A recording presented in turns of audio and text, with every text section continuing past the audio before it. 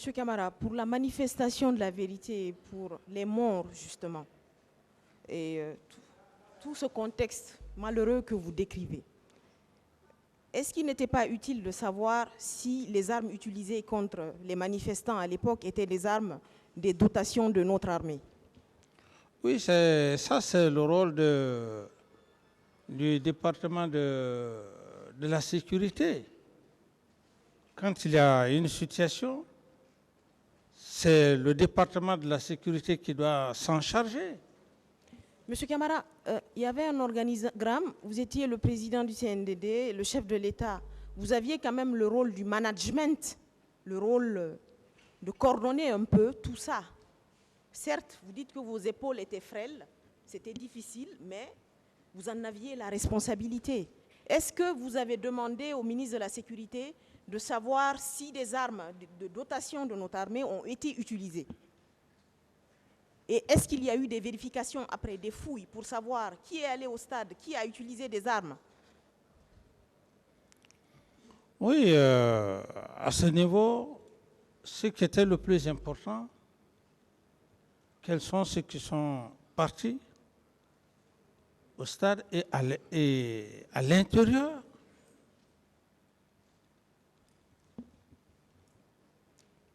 Vous aviez des informations sur ceux qui étaient allés au stade, membres de vos forces de défense et de sécurité?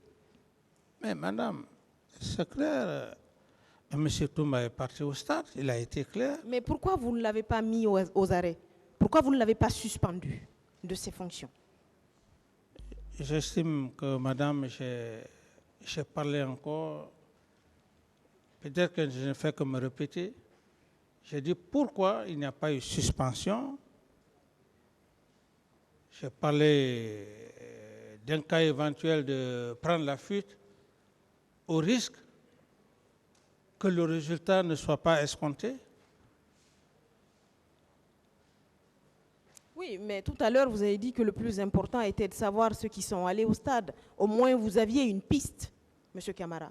Non, vous aviez une piste, et cette piste, elle était toute proche de vous. C'était Toumba Diakité. Il s'était rendu au stade. Et justement, à la suite de ça, qu'est-ce que vous avez posé comme acte pour le mettre face à ses responsabilités, pour que la lumière soit faite sur les événements du 28 septembre?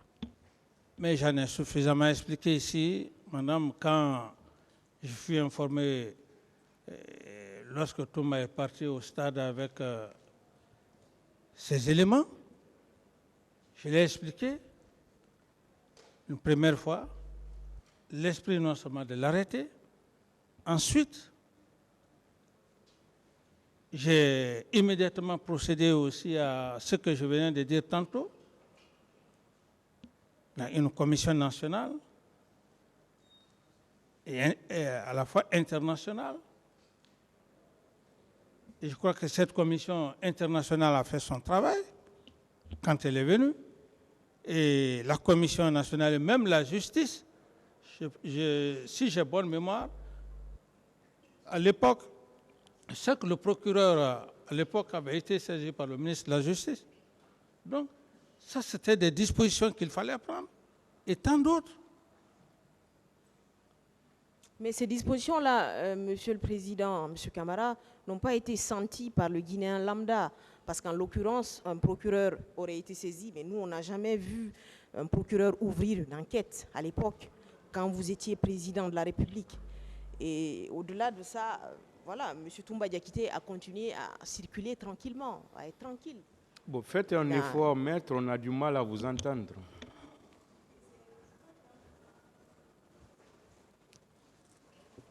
Sinon, le micro, il fonctionne. Hein. Okay, d'accord. Donc, vous dites que vous avez fait des efforts. Je dis, le procureur, nous, on n'a vu aucune enquête, aucune poursuite d'un procureur sous votre magistère. Secondo, M. Toumba Diakité a continué à vaquer à ses occupations jusqu'à la date fatidique du 3 décembre. Donc, quelle conclusion on peut tirer, M. Camara? Est-ce un déficit de votre système de gouvernance? Non, ce qui est important, madame, c'est qu'il y a eu des commissions qui ont été mises en place. Je ne pouvais pas, ce n'était pas un harcèlement. Ce n'était pas un harcèlement, il ne fallait pas harceler la Commission nationale à la fin internationale. La Commission faisait son travail. Si, à l'époque, vous n'avez pas eu des résultats comme bon vous semblerait, la Commission a travaillé. La Commission a fait un très bon travail. D'accord. Monsieur Camara, on revient à la date du 3 décembre. Une journée noire, comme vous l'avez dit, pour vous et pour tant d'autres Guinéens aussi. Paix à l'âme de toutes ces personnes-là et paix à l'âme aussi de toutes les personnes mortes au stade. Vous, ce jour-là, quel était votre objectif quand vous vous êtes rendu au camp Makambo? Madame, encore une fois, maître, je ne suis pas devant le tribunal pour parler des événements du 3 décembre. Après ce procès, j'ai dit clairement que la mort qui a été faite par M. Toumba en la personne de feu Jeff Makambo, ça sera une autre procédure, maître. Mais pour l'instant, je ne suis pas là pour parler des événements du 3 décembre. Je suis là pour les faits du 28 septembre. Il ne faut pas confondre les choses. Mais M. Camara, je ne répondrai pas à cette question, madame, s'il vous plaît. Oui, vous êtes libre de ne pas répondre, mais moi, je suis libre de rester... Je n'ai pas de réponse à cette question, okay, madame. Maintenant, vous dites que vous n'en parlez pas, mais je dis que je n'ai pas de réponse, à cette question. Monsieur Camara, vous avez répondu, voilà, calmez-vous maintenant, laissez-la continuer. Et vous êtes libre aussi de ne pas répondre. Voilà. Continuez, maître. Merci, Monsieur le Président. Donc, il semblerait que vous étiez allé pour arrêter M. Toumba Diakité ce jour-là et que les choses ont dégénéré. Pourtant, que ce soit Claude Pivy, le colonel Claude Pivy, que ce soit vous, vous disiez à l'époque que vous attendiez l'arrivée de la Commission internationale d'enquête pour pouvoir arrêter Toumba. On ne comprend pas.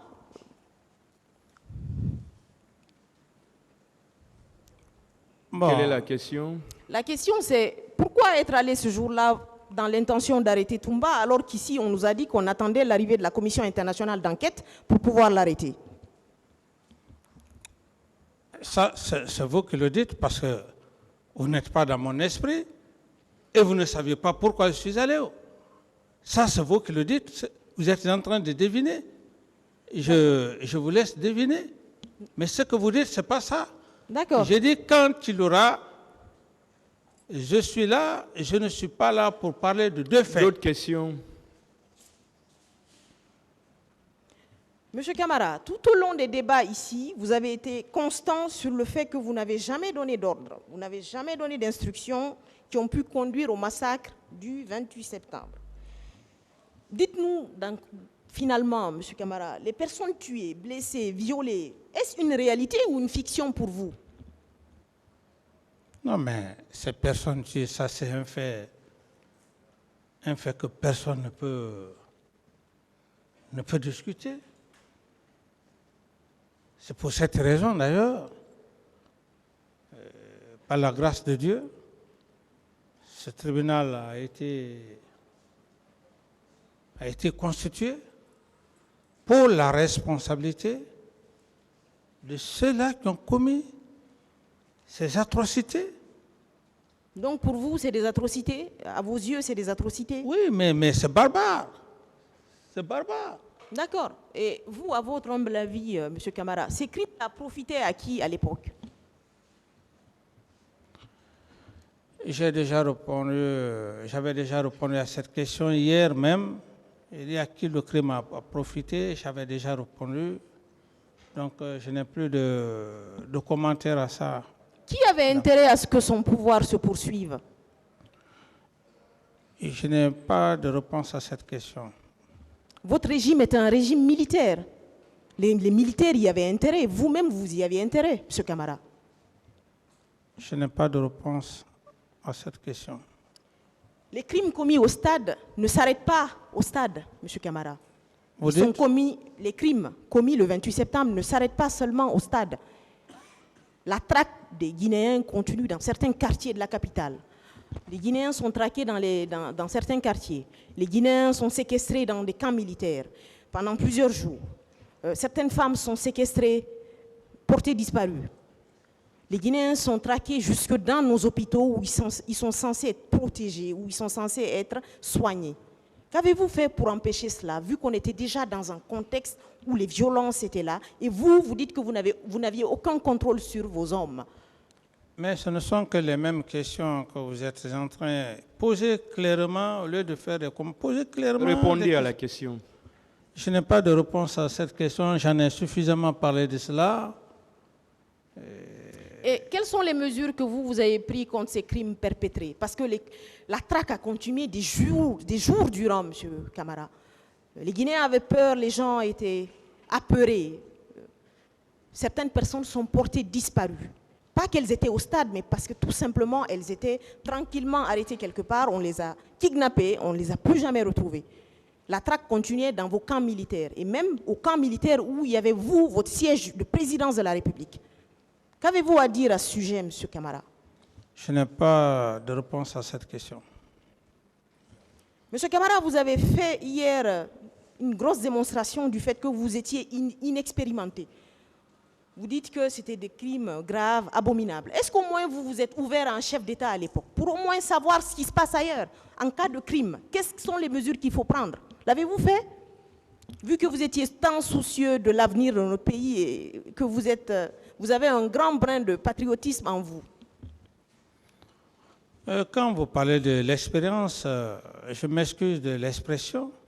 Si aujourd'hui vous êtes avocate, vous acquérissez de l'expérience, mais tout au début... Mais il ne s'agit pas de moi aujourd'hui, M. Camara. Il s'agit de vous. Non, moi, vous le jour parlez... où je serai à une barre d'un tribunal, je prends l'exemple parce que l'expérience d'un être humain, il est à tous les niveaux. Il n'y a pas un super être humain. Pour tout métier, il y a l'expérience. C'est dans ce contexte que je veux parler. Puisque vous parlez de l'expérience, c'est comme si vous-même, vous êtes avocate, vous n'avez jamais eu de l'expérience. Ne prenez pas d'exemple sur elle. Non, répondez à la question. Je n'ai pas de réponse à cette question, maître. Je n'ai pas de réponse à cette question. D'autres questions? D'accord, merci Monsieur le Président. Monsieur Camara, est-ce que votre garde rapprochée avait besoin d'instructions pour aller commettre ces crimes? Que vous-même, vous aviez envie d'aller au stade. Vous aviez envie de faire taire toute contestation. Vous vouliez rester au pouvoir. Est-ce que votre garde avait finalement besoin d'instructions? En âme et conscience, Monsieur Camara. Non, il n'y a pas d'âme et conscience entre vous et moi. Je vous respecte. Posez votre question. La question, elle est frustrante. Je ne réponds pas à votre question. Vous avez dit ici, M. Camara, je vous le concède, et je vous remercie d'ailleurs, M. Camara. Vous avez dit ici qu'à chacun sa façon de gérer la chose publique. Vous l'avez dit ici dans cette salle d'audience. Je crois que c'était à l'audience du 21 décembre, quelque chose comme ça. Oui, vous savez, madame... Est-ce que quand on est président, on n'est pas soumis à des règles? Oui, vous savez, j'estime bien que tout le débat qui s'est passé hier avec les autres, c'était dans un cadre très respectueux et je me suis d'ailleurs prêté à toutes les questions. Monsieur Camara, on vous continue toujours à vous respecter. Oui, mais par rapport à ce que vous faites, cette manière que vous faites, madame, je suis désolé, je n'ai pas de réponse à vos questions, à cette question. Je n'ai pas de réponse. Mais je vous remercie, c'est votre droit le plus absolu, M. Camara. M. Camara, on va poursuivre. Vous avez dit ici aussi, à cette barre, que ceux qui ont agi contrairement à la loi, cela n'engage que. Vous n'avez donc aucune responsabilité, aucune culpabilité politique, alors que vous étiez à la tête de ce pays et que vous aviez les honneurs militaires et que vous aviez tous les honneurs. Aucune culpabilité pénale.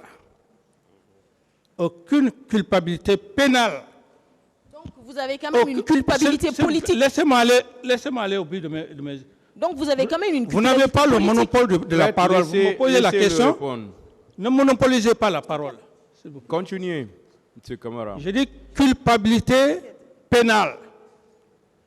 C'est de cela qu'il s'agit. Mais je ne parle pas de politique parce que je ne suis pas là. Je suis devant un tribunal criminel, madame. D'autres questions, maître? D'accord, Monsieur Camara. Je vous remercie, Monsieur le Président, Messieurs les assesseurs.